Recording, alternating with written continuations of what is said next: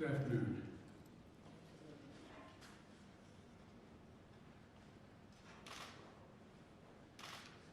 Earlier today, I visited a restaurant here in town.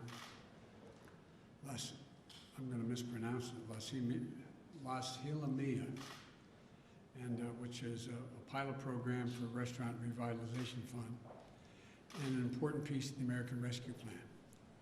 One of my goals of the American Rescue Plan is to make sure that we get this law's benefits quickly and directly to the American people. So before I say a bit more about what we're doing to support our nation's restaurants, let me provide an update on what is happening through the American Rescue Plan right now as I speak. First is providing checks and pockets and shots in arms. More than 163 million rescue payments have already gone out. These are checks, direct payments of up to $1,400 that for a typical family of four making about $110,000 means a $5,600 check you'll get. By the time all the money is distributed, more than 85% of American households will have received a check. The Rescue Plan is also funding vaccine administration and distribution. It's a big reason why we're able to administer over 220 million shots in my first 100 days, a pace unmatched by any other nation in the world, or in prior mass vaccinations in all of American history. You know, it's helped schools reopen safely. It's helping child care centers stay in business. It's helping families pay for child care. The Rescue Plan is delivering food and nutrition assistance to millions of Americans facing hunger, and hunger is already sharply down in the United States. It's also providing rental assistance to keep people from being evicted from their homes. It's making health care more affordable. It's cutting child poverty in this country in half. And the list goes on, and the message is clear. Help is here. And the bottom line is this: the American Rescue Plan is working. America is getting vaccinated. Job creation is soaring. The economy is growing, and our country is on the move again. But some of the parts of our economy need special help. At the top of that list is our nation's restaurants. When COVID-19 pandemic struck, our nation's restaurants were some of the first hit and the worst hit. In 2020, more than 2.3 million restaurants jobs disappeared. 2.3 million restaurant jobs disappeared. Restaurants are more than a major driver of our economy. They're woven into the fabric of our communities. And so for many families, restaurants are the gateway to opportunity, a key part of the American story. There are families of all races, all ethnic backgrounds, all nationalities in this country who have built their American dream around a family-owned restaurant. And for more workers, their own story of economic progress starts in a restaurant. In the restaurant I just visited, and Rogelio Martinez, who immigrated to this country 17 years ago, started working as a meat packer. Now he is the restaurant's lead butcher and one of its owners. For nearly 1 in 3 Americans, this is hard to believe, but for 1 in 3 Americans, a restaurant provided their first job. More than half of all Americans have worked in a restaurant at some point in their lives. Before the pandemic, restaurants and bars employed 12% of all the workers in our country. This is an industry that provided more opportunity for minority managers than any other industry in America. This is an industry where the staff feels like family and often is family. When the pandemic hit, restaurant owners and operators were resilient, creative, and generous. Almost overnight, restaurants put in place safety measures to protect their employees and to protect us. They stepped up to feed our frontline workers. They changed their menus. They transitioned to takeout and delivery so they could be serving people who depended on them. But even with the changes, many had to furlough or lay off workers or close entirely. The restaurant I visited today went from 55 employees to just 7 before it started to bounce back. Now, as we vaccinate Americans, customers are coming back. Our vaccination progress and our economic recovery is going hand in hand. As that happens, we want to make sure that our restaurants, bars, and other dining establishments can staff back up, and they can come back as well. Right now, only about a quarter of the restaurant owners expect to return to normal operations in the next 6 months. We can do much better than that with the American Rescue Plan.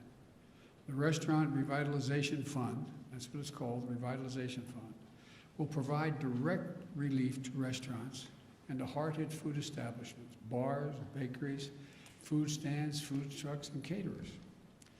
Businesses that get grants can use it to cover payroll, rent, utilities, supplies, everything they need to stay open and to reopen.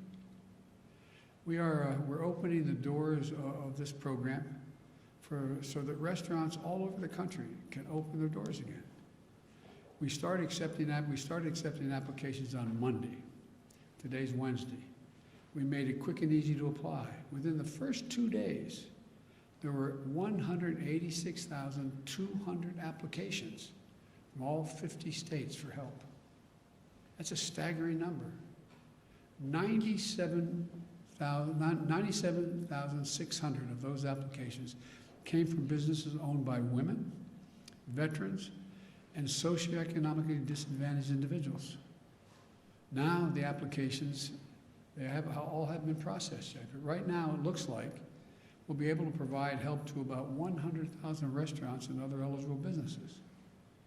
We passed the American Rescue Plan, we did that. Some people said it wasn't needed. Well, this response proves them wrong, it's badly needed. About a year ago, when the first round of the Paycheck Protection Program opened up, a lot of the smallest firms saw the doors shut in their face.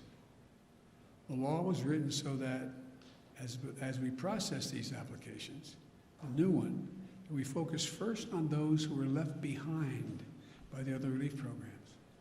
And to make sure the relief is distributed fairly, we also set aside funds for the smallest restaurants, bars, food trucks, and many family-owned restaurants that haven't gotten any help to date, and they need it. That way, they don't have to compete above their weight class for these grants. 61,000, sorry for all the numbers, but they're important. 61,700 applications have come from the smaller bars and restaurants already. And I want to thank the Small Business Administrator, Isabel Guzman, for the work that she and her team are doing to make sure we get help quickly and fairly to the businesses that need it the most. As I said, I've spoken to dozens of restaurant owners about the challenges they face. But I've also received letters from people who want to tell me about the restaurant owners in their communities. I received one letter from a man who asked me to look out for a pair of local restaurant owners who he described as, quote, the hardest working people I've ever met, end quote. Another letter was from a woman who wanted to tell me about how important the couple that ran the restaurant in her town near her was. She said they are, quote, the strong, consistent foundation of our community, end of quote. Whether it's our economy or our sense of community, we're relying on restaurants to play a big role in our recovery. If we want our economy to recover in a way that deals everyone in, then our restaurants need a seat at the table, no pun intended. That's what we're giving them. That's what this program is about, a seat at the table. This is another example of how we're putting the American Rescue Plan to work quickly and effectively, and showing the American people that their government can deliver for them again, and do it without waste. That we can vaccinate this nation, that we can get our kids safely back in school, that we can get our economy back on track by helping hundreds of thousands of small businesses reopen and stay open, that we can give the people of this nation a fighting chance again. That's what this is all about. God bless you all, and may God protect our troops. Thank you. Mr. President, you're going to back a waiver of the at the WTO. Are you going to back that? Is the U.S. government Yes, going to I'm back that? talking about that later today, yes. President Biden, you said earlier you don't understand Republicans. What does it say about them if they oust Liz Cheney from leadership for telling the truth about the election? Look,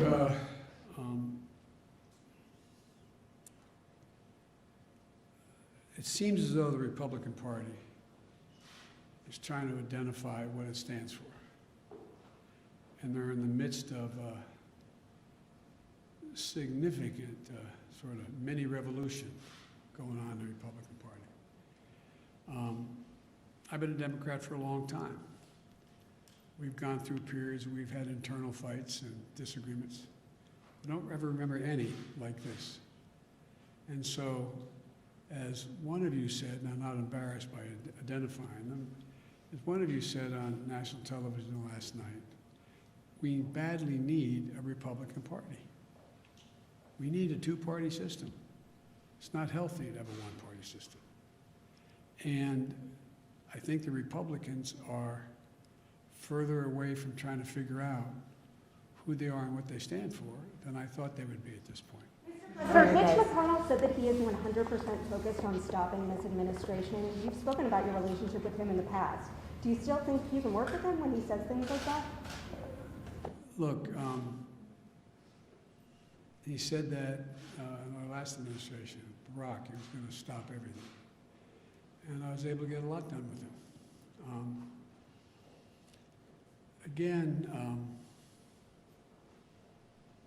Look, everything I'm proposing that be done to generate economic growth, employment, and put us in a position where we can outcompete any other country in the world with research and development and moving ahead, I pay for. We talk about how this is going to cost so much money, I'm not paying for it. The bottom line is this. My Republican friends had no problem voting to pass a tax proposal that expires in 2025 that cost $2 trillion. None of it paid for. Increased the deficit by $2 trillion. Gave the overwhelming percentage of those tax breaks to people who didn't need it. The top 0.1%. They didn't need it. And it was argued that what it would do is generate this great economic surge and growth. It would increase productivity. It would pay for itself. It would generate a sense of growth in America we hadn't seen ever before. Well, everyone from the Heritage Foundation on has pointed out hadn't done that. Hadn't done that. Now I come along, and the proposals that I'm suggesting are tried and true things like when you rebuild bridges, things get better. When you rebuild highways, when you don't have to, airports, ports, it all matters. It increases productivity. And the programs that relate to people are programs that are the things that also generate economic growth. And I view them as, for example, tax cuts for middle class, upper middle class, and working class people. And so you eliminate a few of just have the super wealthy begin to pay their fair share. For example, you have, I think it's 35 or 30 corporations didn't pay a single solitary penny last year in the Fortune 500 companies. They made $400 billion. They paid no taxes. How can that make any sense?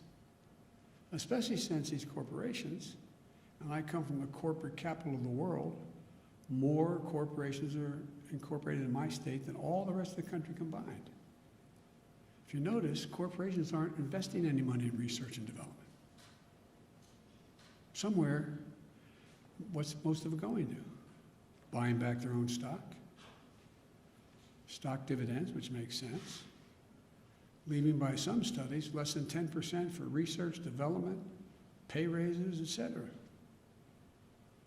Used to be that not too long ago, for example, during the Bush administration, the tax rate for the very wealthy making well over millions of dollars was 39.6%.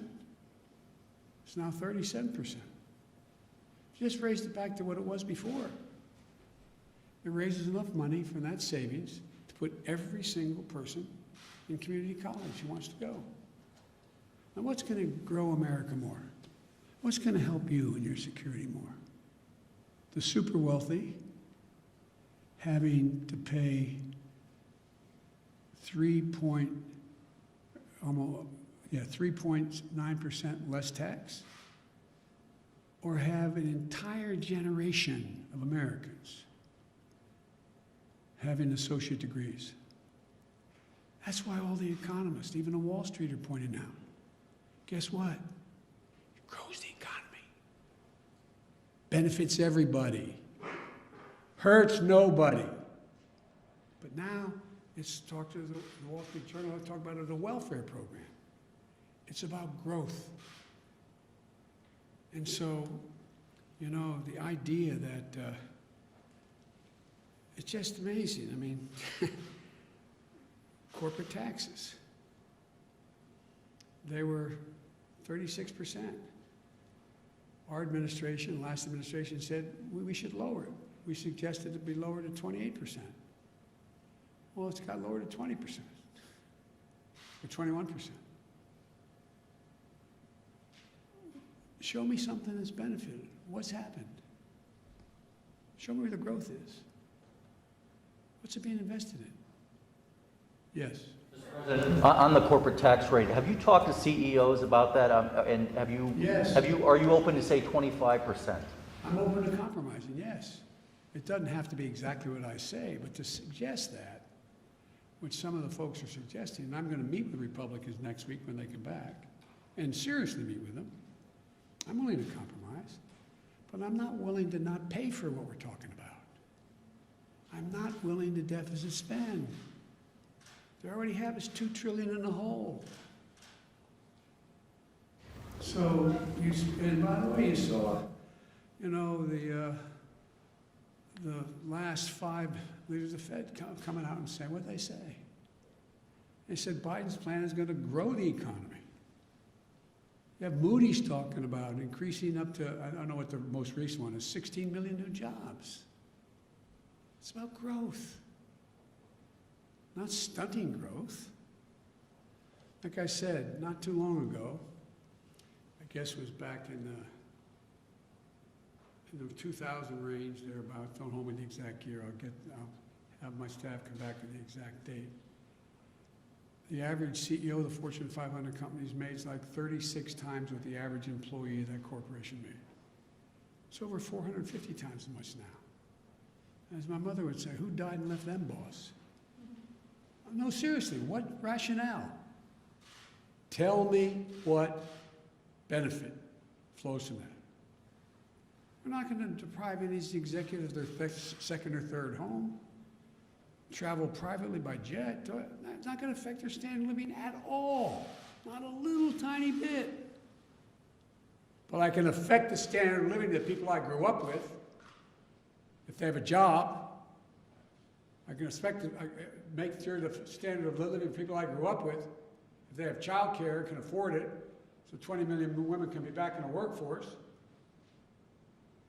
This is just makes no sense to me. But I'm going to have to be able to explain this, and I'm going to keep banging at it. I think I'm not being solicitous, and I'm not trying to ruin your reputation. I think most of you understand what I'm saying. Whether you agree with me or not, I think you understand what I'm saying. It's fair to say this is about making the average multimillionaire pay just a fair share.